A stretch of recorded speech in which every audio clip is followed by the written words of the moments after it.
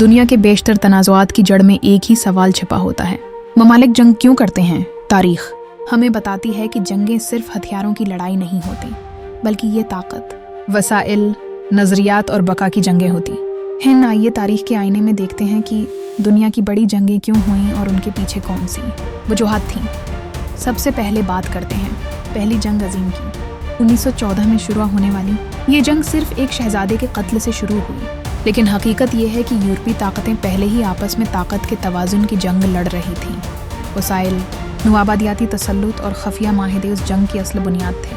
پھر آئی دوسری جنگ عظیم 1919 میں، جب جرمنی نے پولینڈ پر حملہ کیا تو دنیا ایک بار پھر جنگ کی لپیٹ میں آ گئی۔ اس جنگ کے پیچھے بھی کئی وجوہات تھیں۔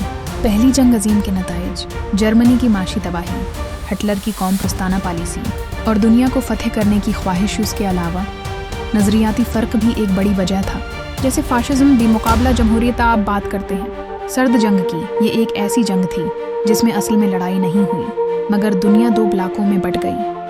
امریکہ اور سوویت یونین نے ایٹمی ہتھیار، جاسوسی، معاشی دباؤ اور پراکسی وارث کے ذریعے ایک دوسرے کو نیچا دکھانے کی کوشش کی۔ افغانستان، ویتنام، کوریا جیسے ممالک اس سرد جنگ کی بھینٹ چڑھے۔ پاکستان اور بھارت کی جنگیں بھی تاریخی اہمیت رکھتی ہیں۔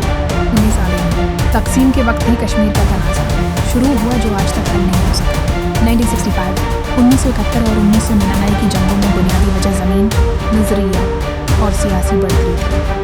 آصف علیہ مشرق وسطی کی جنگوں جیسے عراق پر حملہ، شام کی خانہ جنگی اور اسرائیل فلسطین تنازع کے پیچھے بھی مذہب، دین اور سیاسی مفادات کار فرما ہیں۔ ماہرین کے مطابق اکثر جنگیں طاقت کے حصول، قدرتی وسائل پر قبضے یا دوسروں پر اپنی سوچ مسلط کرنے کے لیے لڑی جاتی ہیں، لیکن ان کا نقصان ہمیشہ انسانوں کو ہوتا ہے۔ جانوں کا ضیاع، مہاجرین، غربت اور نسلوں تک پھیلنے والا دکھ۔ آخر میں سوال یہ ہے کہ کیا جنگیں روکی جا سکتی ہیں؟